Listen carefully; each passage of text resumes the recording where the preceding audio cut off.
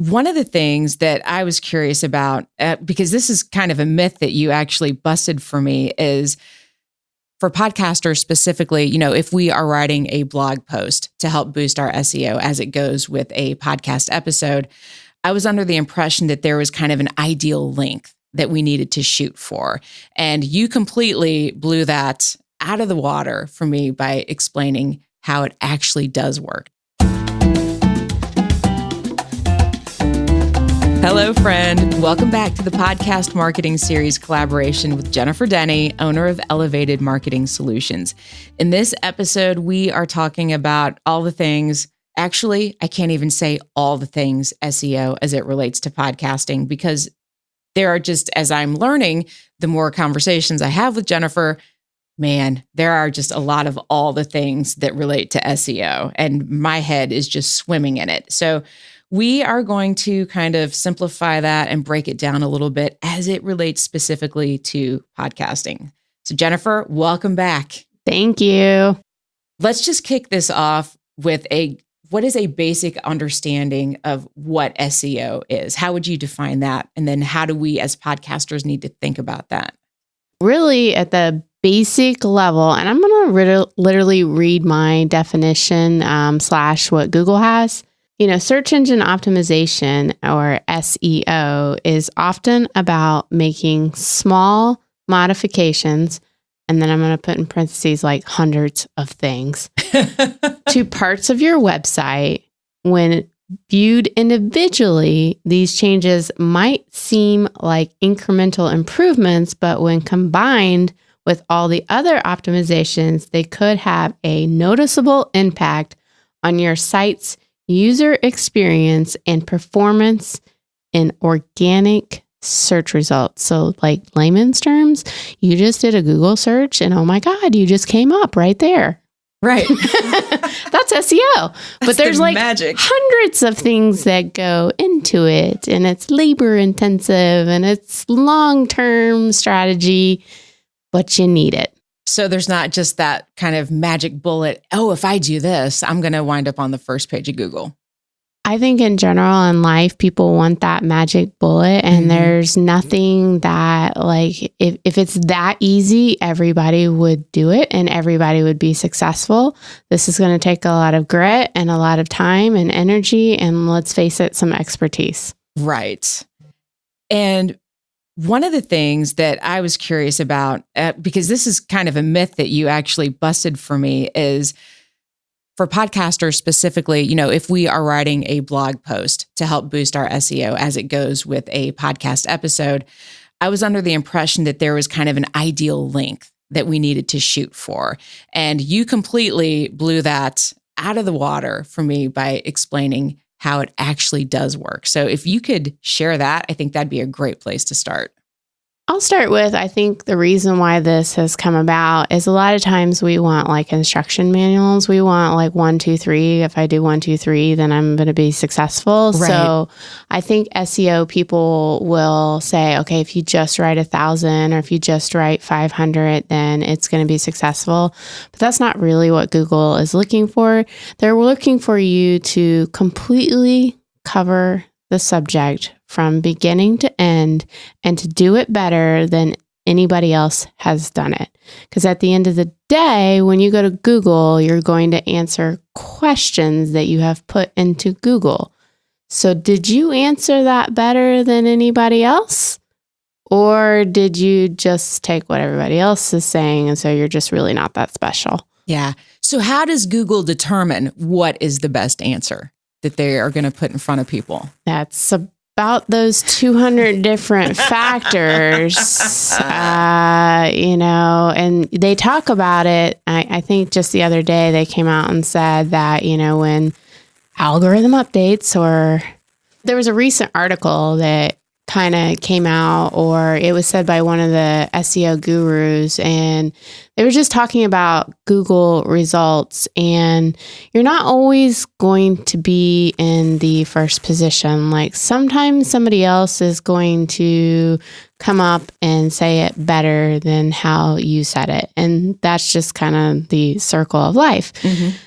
So me being the data scientist and probably here in the podcast world, it's outdated to say, I ranked in the first position. It's more fluid to say, I got so much traffic to my website and people listen to my podcast as a result of that. And that's what I'm really after. So sometimes in my world, that's called a conversion or a goal completion. But for podcasters, we want people to listen because then they're going to get our marketing messages or whatever we're trying to teach them about. And that's our goal in the end. Got it. So one of the things that you mentioned that I wanted to dive into a little bit deeper was formulating the right questions and getting those answered as it relates to SEO.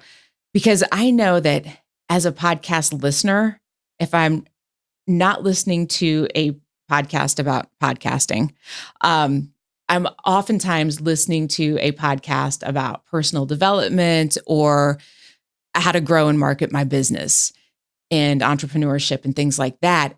What I love about folks that I think have done a really good job of answering those questions, like I base episodes off of, I have a specific question about, something marketing related. Say it's podcasts and SEO. Speaking of. Right. Isn't that convenient? But that's something that's going to catch me in the title, number one. And then just knowing that I can get a very specific question answered maybe in a short period of time, rather than, somebody's going to ramble on about random stuff that kind of sort of relates to what I want to do for an hour or so. I'm not going to invest an hour in rambly, I don't really know what they're going to talk about kind of stuff. And in marketing, we like to make up terms that mean the same thing. So it gets even more confusing. So how do we, as podcasters that then want to market our podcast, think about asking the right questions in terms of SEO when we are incorporating keywords and things like that? So I think, first of all, you have to get out of your own language box like how you say things. And so like I could name off a ton of acronyms, SEO being one of them. Right. And you would be like, well, I'm not really sure what that means. And, we talked about like what that means. And I'm not sure we even really fully covered what it means because nobody really knows. But anyways, so we have to think about, well, how does our public think about, or our consumers or our potential clients, how do they put it? And there's several ways to do that with tools, but I'll give you just an off the cuff is ask them.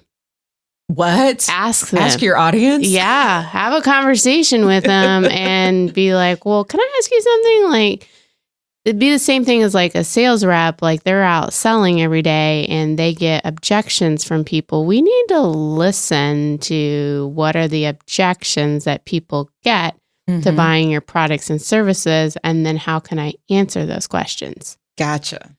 But there's lots of fancy little tools that help with us too. Do you have kind of a go-to or something that is just a good place to start as a tool recommendation? So there's like at least 5 different tools that I could use to get keyword research. And when I say keyword research, it's more of like, how are people searching, particularly maybe for a keyword, but I have to take it a step further and think about what are the questions or topics or content that people are asking about that particular keyword. So it's 2 steps. Okay. All right. It's 2 steps. Good to know. So the first step is keywords. And so I got to have those kind of as like my seed. And maybe you start with, how do you think about it? And you put them into some of these tools and they'll spit back how other people think about it, or how other people search on Google. Let's give Bing a little bit of love. Some people use it. How do they search for this? So Uber Suggest, SEMrush, keywordtool.io, keywords everywhere. Okay. is like 4 different tools plus Google's own tool. Mm-hmm. And none of them are going to tell you the same information, because I know it's Google, people, but even Google doesn't have it down to an exact science. And I know we're talking about data, and I love data, and I want it to be 100% accurate, but it's not. That's good to know. Yeah. But once you have that data, then you need to put it into a couple other tools. Okay. That will tell me the questions that people use. Okay. Now, I think SEMrush probably makes it the easiest, because then I can just be in the same tool, and it will give me an Excel output of the topic, the keyword, how often it's being searched, who wrote about this. Oh, wow. And then I can go see, okay, well, the first one I might see is Wikipedia. Yep, I am not going to compete with Wikipedia. Yeah. You can try, but you're not. Right. But maybe your competitors, like the second one, okay, well, Google sees that one comes up. Let's go see if I can write something better, because I'm better than my competitor. Nice. And then another really cool tool that's free is Answer the Public. Okay. And so it basically, you put in keywords and it's going to spit out what are the questions, like who, what, when, where, why, that people are asking about your product or service. And then you could break those down into different episodes or just little bites of information and fully cover the topic. Perfect. I feel like I have just a teeny tiny bit of better understanding. And I think that's going to impact how I even title these episodes and things that I include in the show notes. And because rather than just stuff a bunch of keywords in there, which Apple Podcast will nail you on, like if you're trying to do that in the title section or in the author section. And it also, I want to make it a better experience for my user or my listener or that person that's trying to find me or find that answer. I feel like we need to be mindful of that as well. Yeah. Well, Google does too. But at the end of the day, it's a bot that is going out and crawling the web. Just think about like the old library catalog days. I might be dating myself, but that's okay. Like it's bits of information, and they're cataloging like what they think your website is about, or actually what your web page is about. And so there's all these factors that tell them to put it into this category or that category. And so you got to look at all those different factors and pull your hair out and say, I am an SEO specialist. Okay. And it's that simple. That's it. It's easy. I mean, that's why we're all so good at it. Yeah. So Google is getting much more podcast friendly, and eventually they will be able to kind of scrub that audio and get keywords and things like that. But until the audio has really been optimized, how can we optimize those keywords and our audio content on our websites? Because ultimately, I feel like most of the clients that I work with are, because they are industry experts and business owners, ultimately they want to drive people to their website. So what maybe baby steps or little small suggestions do you have that can help with that? So I'll kind of answer this twofold. I know not everybody has a website. And so I understand that there's all these different places that you can house or host or place your podcast on. And so there are some technical items that you can do to make sure that it shows. But for the purpose of your question, since Google doesn't completely understand audio, and it's coming. Yep. Because we've got Google Home and they're listening to us, and they're trying, I think there was just came out where they promised not to listen to us anymore. Yeah, right. So we have to put this into written form, and have to sounds like a really, I think you also have to think about, not everybody wants to listen, but they also want to read. I hate reading. That's why I like podcasts. Same here. I want to listen. So there's a couple ways to do this. Real quick, easy, down and dirty is like a rev.com where you pay like a couple bucks and like your 10-minute podcast gets transcribed or made into a written format. And you can just slap that on your website and it'll rank. No, I'm just kidding. I wish it was that simple.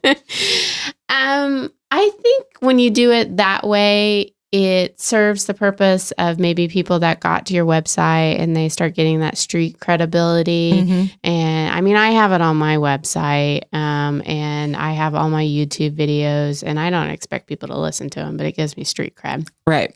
But we're talking about like how to show up like organically.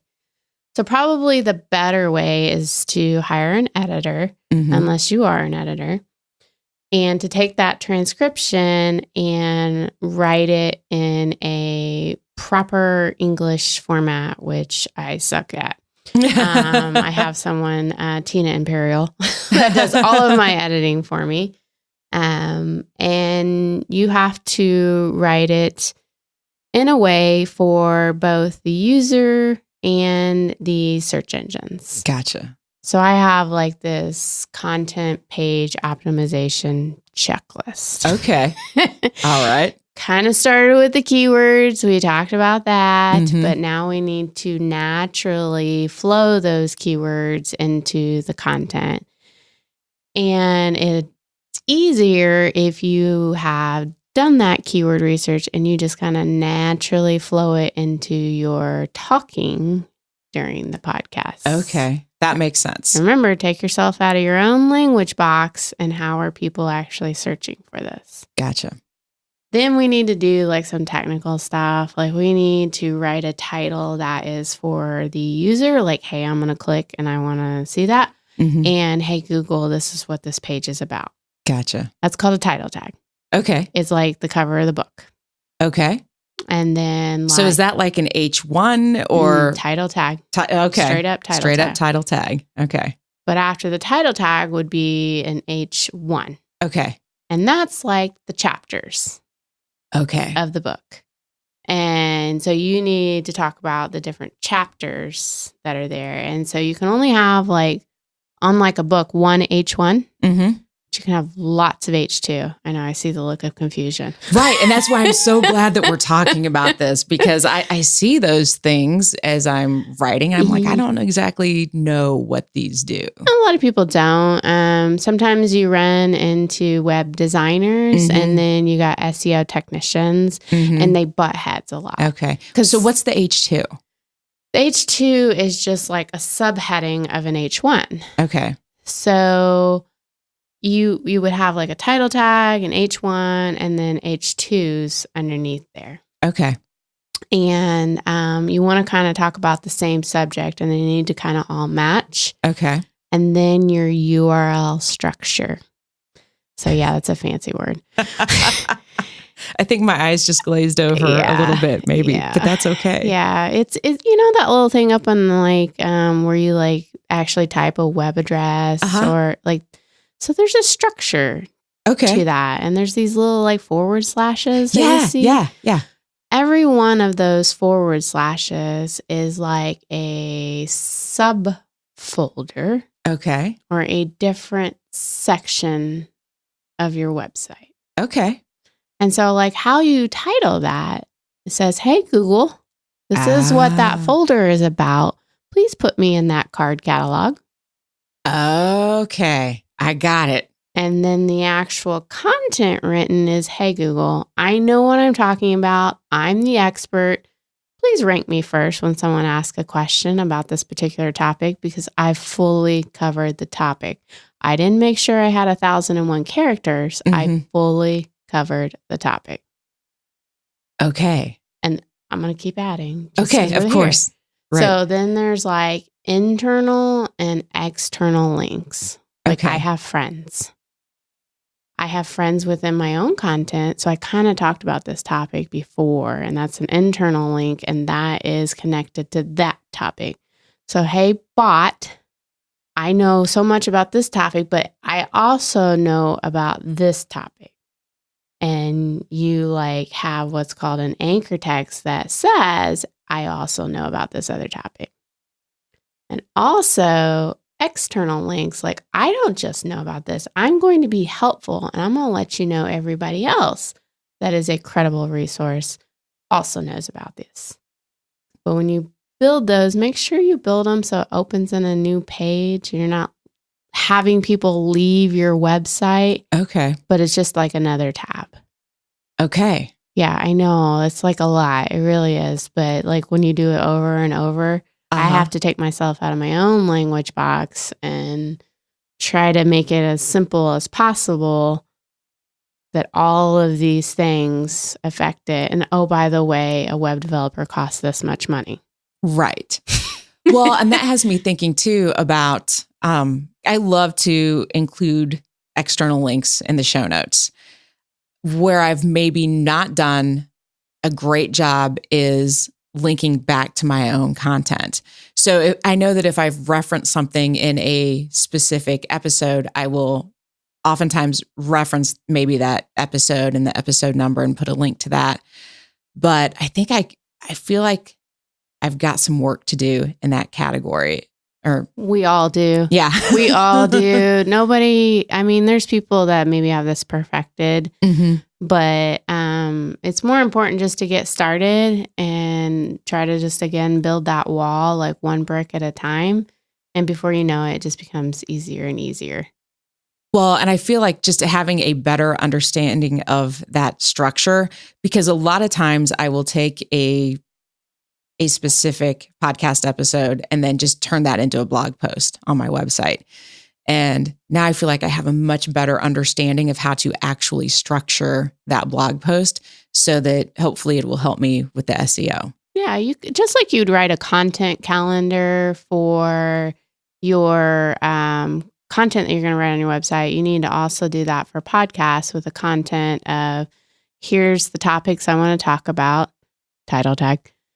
Here's all the subtopics that I want to talk about, H2, H1, and you're going to fully cover the subject so that when somebody Googles, they are getting the answer that they want. One thing I think we have to think about, though, is voice search. Okay. Like we're here we are on our voice, and Google is starting to have like the Google Home and everything, and Amazon, and they're answering our questions without even giving us credit. So what's going to happen in 10 years if I put all this stuff out on my website and Google just scrapes it and doesn't give us credit for all the hard work? Well, I don't think the internet search is going to go away. So I think it's still going to be like credible that you have that information there. And my head is swimming. I know. I'm sorry. No, it's fantastic because now I feel like I'm excited to share this with my audience because I think that you have kind of broken down whether it's myths around how long, blog posts need to be or how to even structure those. I feel like I have a much better understanding of that now. So hopefully everyone listening to this episode will also have a better understanding of even just taking some baby steps to kind of get going in the right direction and being prepared especially as Google heads to more, voice recognition. Just remember, I'm 100% self-taught. That's right. You 100%. So I didn't take any, I taught myself all of this. So everybody can do this too. It's just one step at a time. Just learning just a little bit. You can do more than what you think you can. Get out of your comfort zone. Get comfortable with being uncomfortable. Exactly. And I think that's just where we're going to wrap this episode right now. Is there anything? Oh, God, we don't have enough time. Okay. All right. We have many more topics to cover. I know. Okay. So we are going to wrap this SEO for podcast episode right here.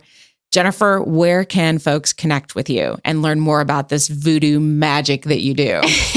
At the simplest terms, keeping it simple, elevatedmarketing.solutions is my website, but I'm all over the place, Twitter, Facebook, LinkedIn, you can find me. Jennifer Denney, just Google me. Okay, perfect. And you can connect with me. I am on Instagram at BrassyBroadJen. I'm on LinkedIn at Jen Eads, EDDS. Thanks for listening. Now, if you have not yet subscribed to the Brassy Broadcast, I'm going to ask you to do that right now. I'm not going to ask you to rate and review this podcast because it's more impactful if you share it with a friend or maybe a fellow podcaster that is overwhelmed and struggling in all of this SEO stuff. Hit the share button. If you're an Apple podcast, hit those little 3 buttons and the share menu comes up. If you're listening in Spotify, look for that little box with the arrow coming out of the top and share it with a friend. All recording, production, and podcast theme music is by me at the Brassy Broadcasting Company. Thanks for listening. Now get out in the world and do some good.